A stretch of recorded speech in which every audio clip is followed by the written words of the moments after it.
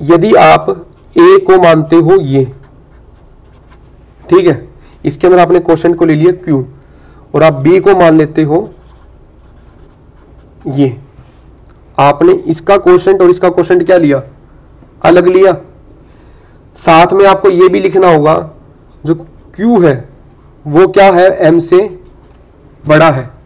साथ साथ आपको ये भी लिखना होगा जो ये क्यू वर्ड है, जो ए का क्वेश्चन है वो बी वाले क्वेश्चन से क्या होगा, बड़ा होगा। क्यों? इस चीज को देखो, यदि ऐसा कुछ होता, मान लेते हैं ऊपर वाले में Q की वैल्यू 2 है तो सोल्व करके कितना आएगा 11, और नीचे वाले में मान लेते हैं M की वैल्यू हो गई 6, तो यहां से कितना आ जाएगा 13। तो हो गया ना, यदि M Q से बड़ा है, यदि M Q से बड़ा है तो हम ये कभी पक्का नहीं कह सकते कि B A से छोटा होगा, तो B A से बड़ा भी आ सकता है। यदि M की वैल्यू 4 होती तो B की वैल्यू 9 आती। M की वैल्यू Q से बड़ी भी है बट साथ साथ A से B छोटा भी है, तो ये चीज गलत होगी ना।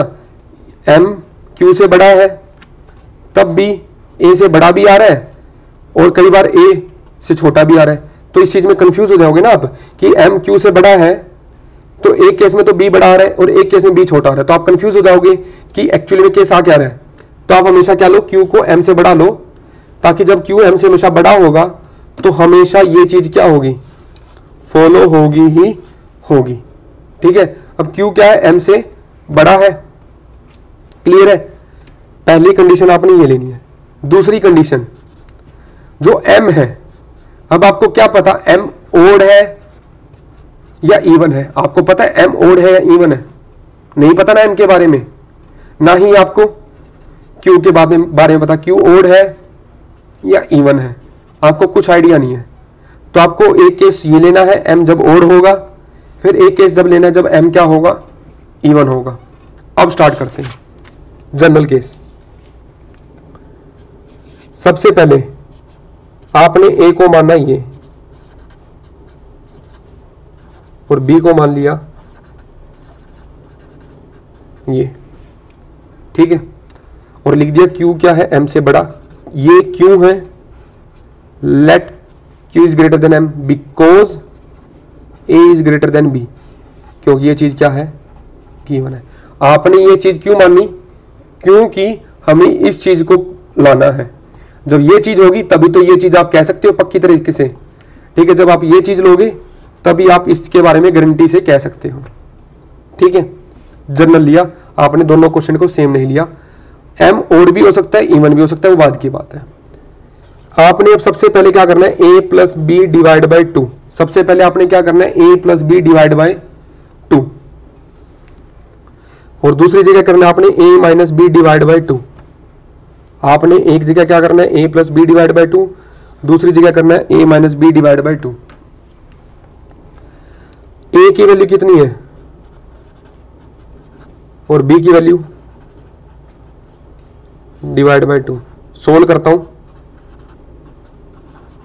3 प्लस 1 4, इसको सोल्व करा,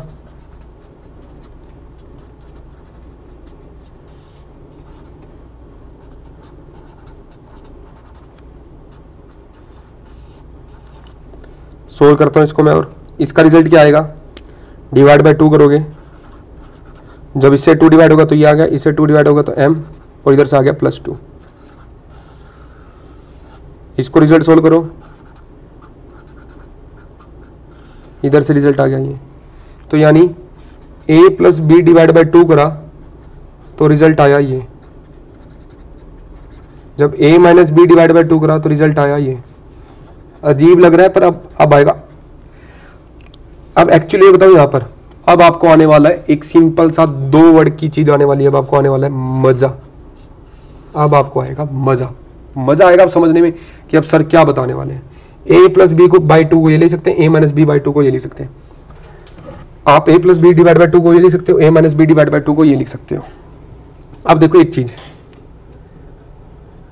2 इंटू मैं कुछ भी लिख दूं, 2 इंटू मैं कुछ भी लिख दूं, चाहे मैं 2 इंटू ओड लिखूं, मैं 2 इंटू इवन लिखूं, हमेशा क्या आएगा?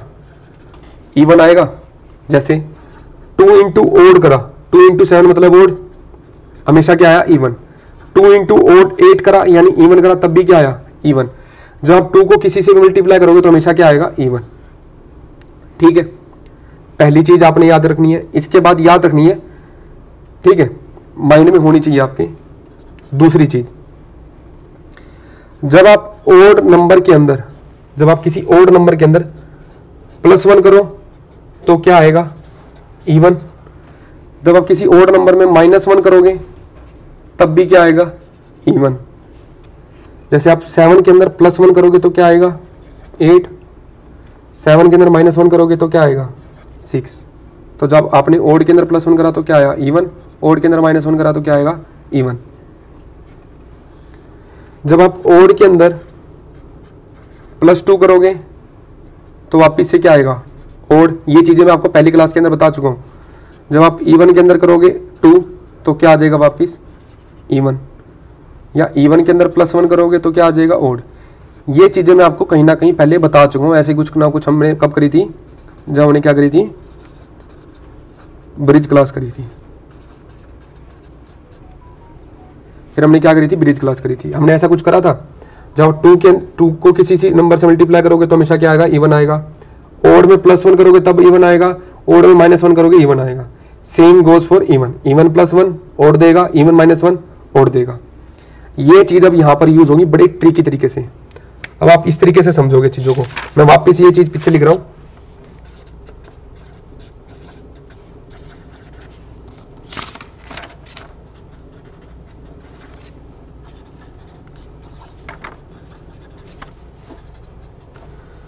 मैंने बताया था आपको कि अब Q और M ओड भी हो सकते हैं, इवन भी हो सकते हैं। अब Q ओड हो या इवन हो उससे हमें कोई मतलब नहीं रहेगा, ठीक है। अब Q क्या हो सकता है? ओड भी हो सकता है, इवन भी हो सकता है। M ओड भी हो सकता है, इवन भी हो सकता है, ठीक है। अब Q ओड हो या इवन हो, अब इससे हमें कोई मतलब नहीं है। क्यों? क्योंकि Q के साथ हमेशा क्या मल्टीप्लाई हो रहा है? 2 मल्टीप्लाई हो रहा है। Q के साथ हमेशा क्या मल्टीप्लाई हो रहा है? 2। तो हमेशा 2 इंटू Q क्या बनेगा? इवन बनेगा। अब चाहे Q ओड हो चाहे इवन हो, इससे तो अब कोई मतलब ही नहीं रहेगा। 2Q हमेशा क्या रहेगा? इवन रहेगा। 2Q हमेशा क्या रहेगा? इवन। तो इसलिए जो ये चीज लिखी गई है ये क्या है? इवन है। ये चीज क्या लिखी गई है? इवन है। अब बात डिपेंड किस पे करेगी? M पे रहेगी। अब डिपेंड किस पे करेगी बात? M पर, कि M ओड है या इवन है। अब लेते हैं केस 1 और इधर भी लेते हैं केस 1। केस 1 में मान लेते हैं M क्या है हमारा? ओड है। M क्या है हमारा? ओड। इस चीज को यहां लिखा वापिस, 2 इंटू Q इवन। M क्या है? ओड। 2 क्या है? इवन, ठीक है। जब आपने इवन नंबर के अंदर इवन ऐड करा तो वापिस क्या आया? इवन। और इवन के अंदर आपने ओड ऐड करा तो क्या आया? ओड। यानी M के अंदर जब आप किसी ओड नंबर के अंदर 2 को ऐड करते हो, जब आपने किसी M के अंदर ओड नंबर के अंदर 2 ऐड करते हो, जब आप ओड नंबर के अंदर 2 ऐड करोगे तो क्या आएगा वापिस से? ओड। तो M+2 क्या बन गया? ओड। ओड के अंदर आपने इवन ऐड करा तो वापिस क्या बन जाएगा? ओड। चाहे इस तरीके से सोच लो। तो आपका जब M ओड नंबर था, जब M क्या था? ओड नंबर था, तो आपका A + B / 2 क्या बना? ओड नंबर बना।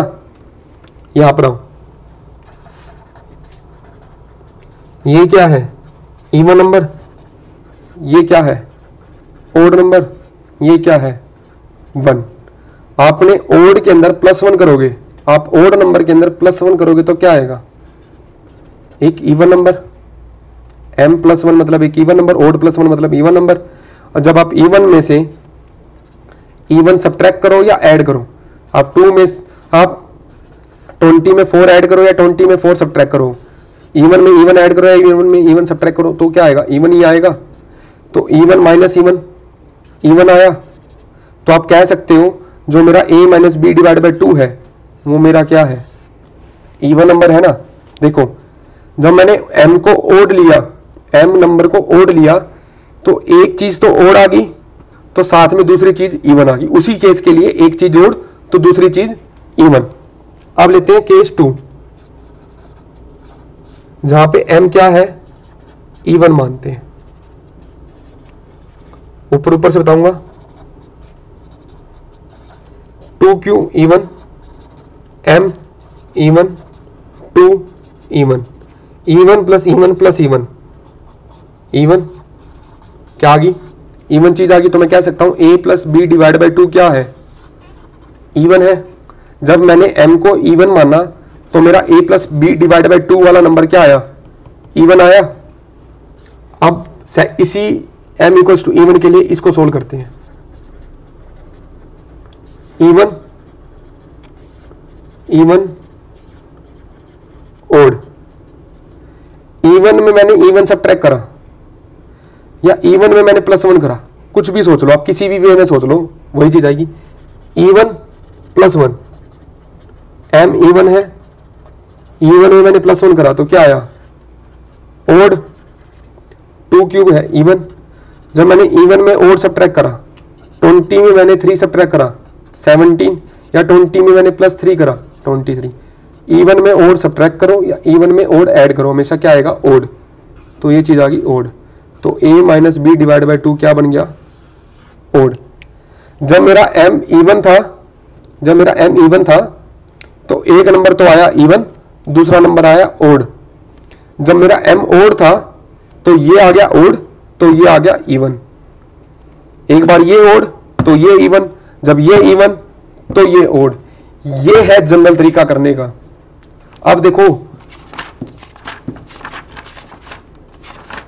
इस क्वेश्चन का मतलब समझे ना, such that a is greater than b, then prove that one of the two numbers, दो में से एक नंबर, और वो एक नंबर कौन सा है ये नहीं बताया गया। दो में से एक नंबर ओड है और एक नंबर इवन है। कौन सा नंबर ओड है कौन सा नंबर इवन है ये पक्का नहीं था ना। तो देखो जब आपने ये चीज करी ना तो आपने इसको पक्का इवन बता दिया और इसको पक्का ओड बता दिया। इसको ओड और इसको इवन तो आप प्रूव ही नहीं कर पाए। इसको आपने इवन प्रूव कर दिया और इसको ओड प्रूव कर दिया। क्या आपने इसको ओड करा और इसको इवन करा? ऐसा तो आप कर ही नहीं पाए, तो होगी ना चीज गलत। अब आपने इसके अंदर जो मैंने अब आपको करवाया, इसके अंदर आपने इसको एक बार ओड कर दिया, इसको इवन कर दिया, फिर आपने इसको इवन प्रूव कर दिया, इसको ओड प्रूव कर दिया। ये है करेक्ट तरीका इस क्वेश्चन को करने का, और ये बेस्ट क्वेश्चन है यदि आप चीज को समझना चाहते हो बिल्कुल डीप में जाके। और ये चीज मैं कहता हूं आपको लगभग बहुत कम बंदे बताएंगे जो मैंने आज आपको बताई है। ठीक है, अब हम अगले क्वेश्चन में मिलेंगे और आई होप आपको ये चीज समझ आ गई होगी। एक बार आप बैठ के खुद भी करिएगा। Thank you very much.